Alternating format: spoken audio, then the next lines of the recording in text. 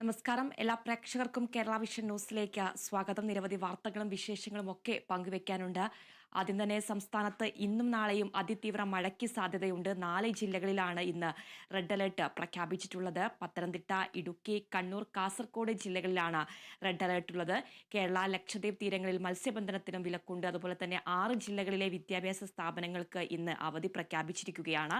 നിലമ്പൂരിൽ പ്രചാരണം ശക്തമാക്കിയിരിക്കുകയാണ് UDF. നിലമ്പൂർ പ്രചാരണ ചൂടിലേക്കാണ്. UDFിൽ എത്താനുള്ള നീക്കങ്ങളെല്ലാം പരാജയപ്പെട്ടതോടെ തുടർ നീക്കവുമായി PV അൻവർ രംഗത്തെത്തിയിട്ടുണ്ട്. മഞ്ചേരിയിൽ വൈകിട്ട് പാർട്ടി യോഗം നടക്കുന്നുണ്ട്.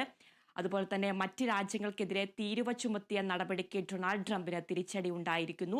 തീരുവ നടപടികൾ നിയമാനുസൃതമല്ലെന്ന് US ഫെഡറൽ കോടതി ചൂണ്ടിക്കാട്ടി. തീരുവ നടപടികൾ US കോൺഗ്രസിന്റെ അധികാര പരിധിയിൽ വരുന്നതാണെന്നാണ് കോടതി നിരീക്ഷിച്ചത്.